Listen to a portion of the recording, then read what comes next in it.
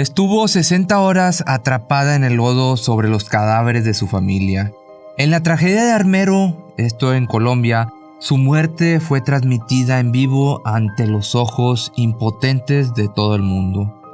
Esta es la terrible historia de Omaira Sánchez, la niña de solamente 13 años que agonizó 3 días a la vista de todos y su desgarrador último pedido. Una tragedia ocurrida hace 35 años que sigue conmoviendo aún hoy. Hoy te voy a platicar la historia de Omaira, la niña de Armero que agonizó ante todos durante 3 días.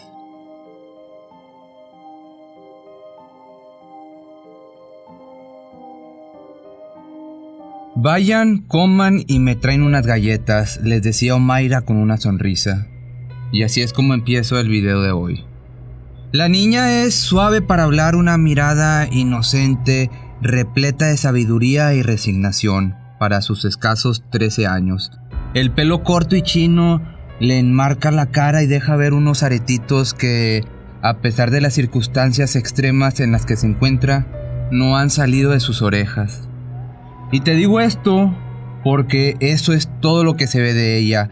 El resto del cuerpo de Omaira Sánchez Garzón es imposible de verlo.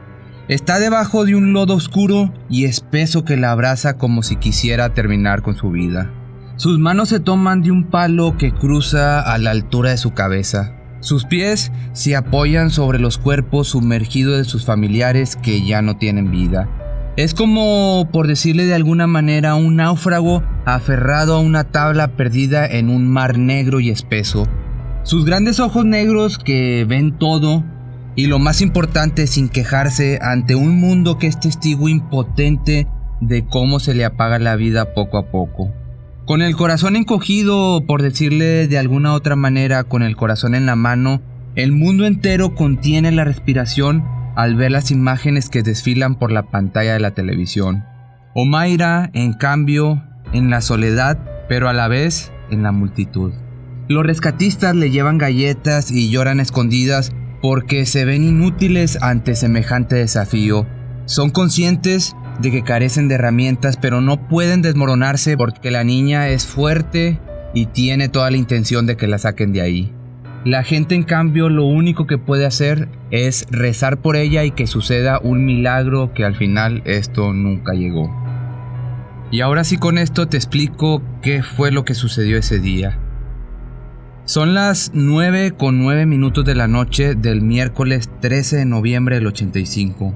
El cráter Arenas del volcán Nevado de Ruiz, que está a 5.321 metros de altura sobre el nivel del mar, amenaza con una ferocidad increíble.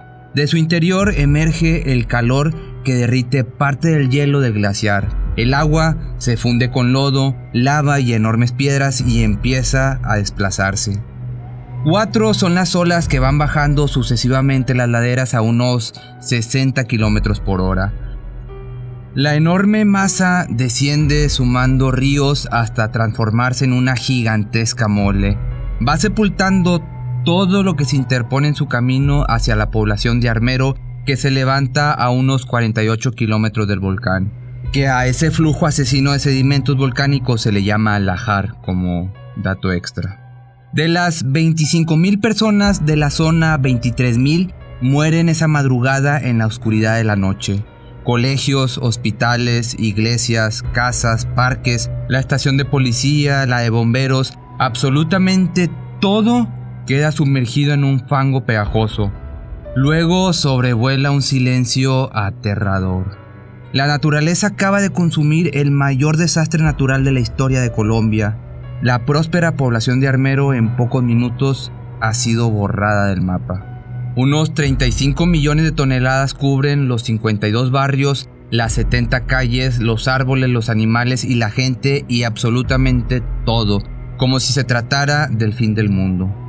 Y en esta parte de la historia es en donde entra Omaira. Un poco preocupados por la intensa caída de ceniza de ese día, Omaira Sánchez y su familia están despiertos. Antes de irse a sus camas, el padre de Omaira, Álvaro Enrique Sánchez, cierra con llave la puerta exterior de la casa. También están con ellos el hermano menor de Omaira, Alvarito, de 11 años, y su tía materna con su bebé de 1 año y medio. Su madre, por el otro lado, María Leida, ha viajado a Bogotá a buscar un diploma o a buscar una papelería. Pero regresando al accidente, cuando escuchan el sonido brutal del deslave que avanza, ya no tienen tiempo, ya no hay escapatoria, es demasiado tarde. El lajar golpea y hace colapsar su casa de hormigón. Omaira queda atrapada bajo los escombros, pero su cabeza está libre.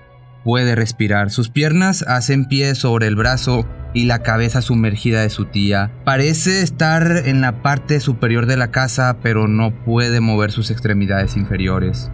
Ya al momento que pasa la conmoción, Omaira empieza a golpear con un palo las tejas que tiene arriba de su cabeza. Unos militares de la Fuerza Aérea Colombiana son los que la encuentran, quitan los azulejos, remueven maderas y confeccionan una especie de puente con tejas y bultos de arroz para poder llegar hasta donde está la niña, y así empezar a trabajar en su rescate. Así que queda medianamente liberada desde la cintura, aunque todavía está sumergida, pero cuando intentan tirar de ella para extraerla, se dan cuenta que esto es imposible.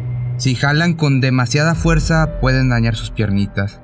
En este momento van pasando las horas y el barro líquido va subiendo milímetro a milímetro. Omaira los sorprende con su valentía porque esta niña, a pesar de tener 13 años, no se queja de nada. Cada vez que intentan sacarla, el agua se va juntando sobre ella.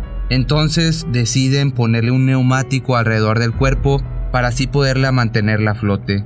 Los buzos descienden para intentar ver qué es lo que la atrapa y descubren que esto es una plancha de concreto sobre sus piernas dobladas. A pesar de su difícil situación, Omaira se mantiene positiva. Les insiste a los rescatistas: vayan, que hay mucho más gente atrapada, yo puedo esperar. Estas son literal sus palabras. Los expertos de defensa civil se dan cuenta de que están en un problema gravísimo, porque los equipos para tener éxito en esta misión no son suficientes. Están pobremente equipados. Las cámaras de televisión en ese momento se acercan y la entrevistan. Ella habla con ánimo, dice que quiere que su mamá la escuche y le pide que rece por ella para que esta gente la pueda ayudar y la pueda sacar de ahí.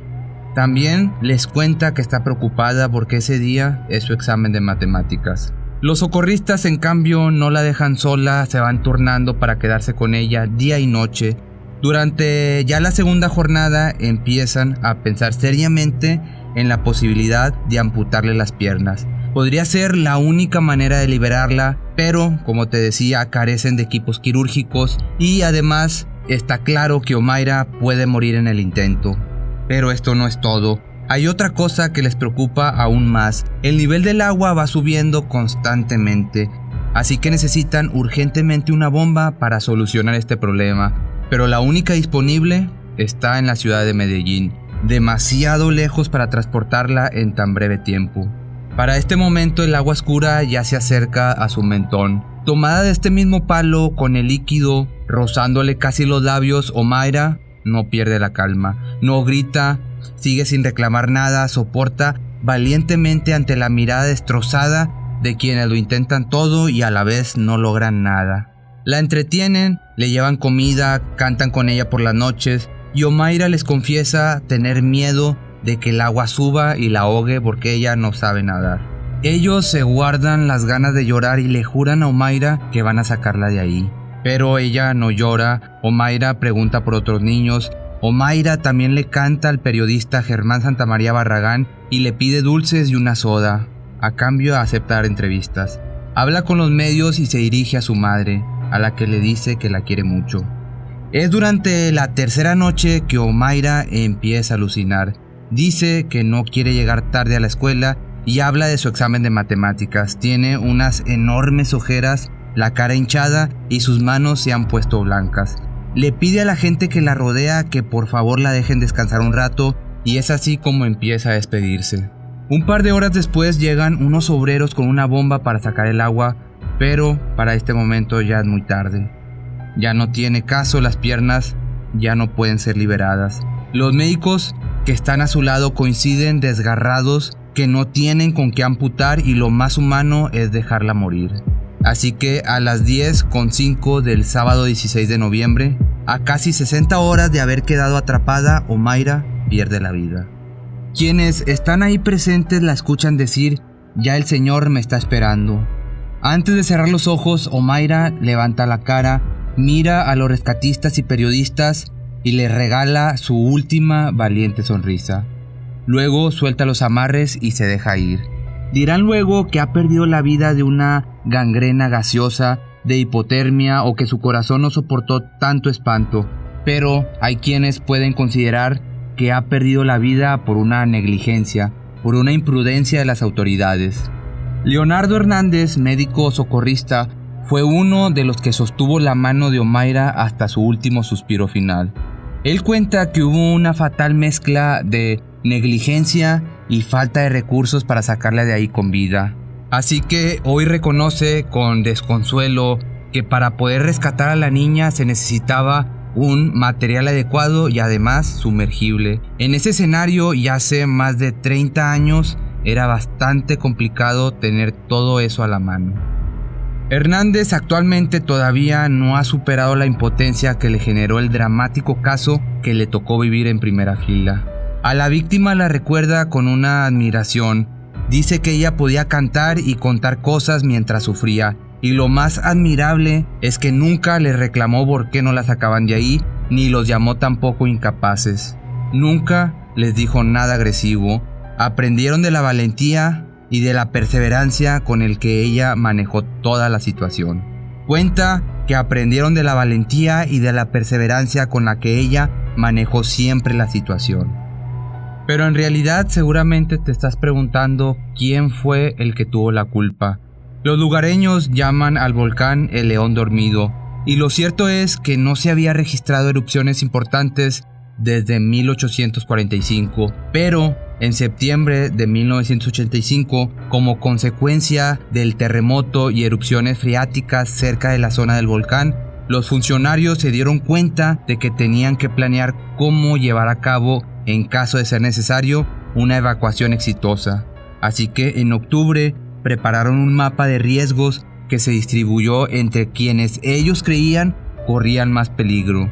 El mapa fue publicado por los periódicos y aún así muchos de los sobrevivientes comentaron no haber oído ni visto nada sobre el tema. Pero lo cierto es que, como suele ocurrir en este tipo de catástrofes, hubo una fuerte oposición de intereses económicos. Además, el Congreso colombiano sostenía que los científicos y los funcionarios de defensa civil eran demasiado alarmistas para ser tomados en serio. Una intensa lluvia de cenizas por la mañana fue la advertencia inicial de ese 13 de noviembre del 85. El volcán estaba en plena actividad. Entre las 5 y las 7 de la tarde las cenizas habían dejado de caer.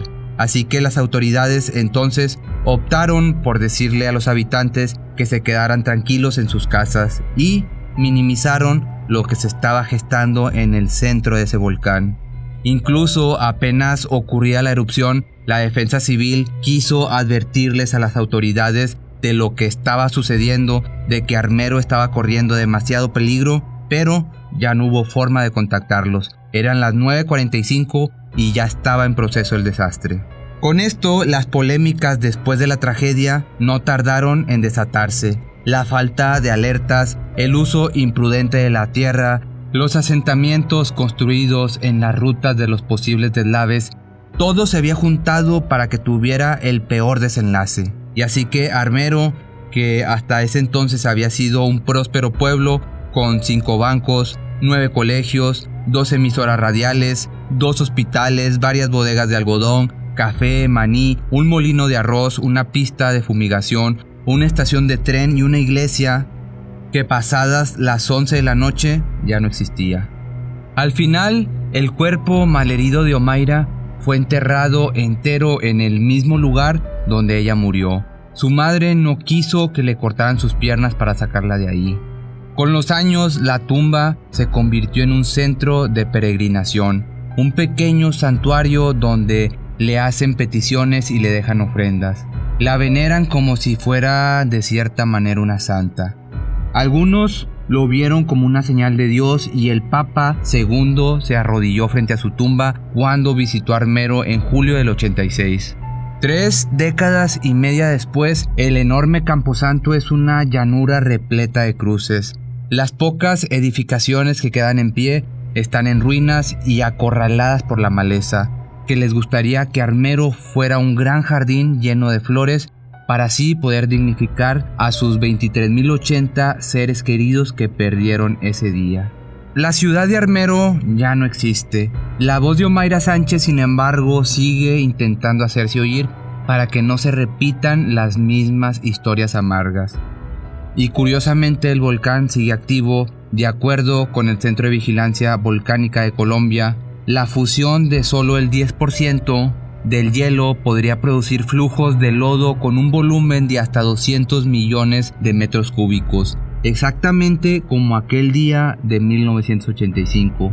Los lahares podrían recorrer hasta 100 kilómetros en 2 horas y poner en riesgo a 500.000 de personas. Pero parece que el ser humano insiste siempre en tropezar con la misma piedra. Si te gustó este video, no olvides seguirme en mis redes sociales, en Instagram como Pepe Misterio MX, en Facebook como Pepe Misterio MX, en YouTube como Pepe Misterio y en Twitter como Misterio Pepe. Mi nombre es Pepe Cerecero y esto es Pepe Misterio.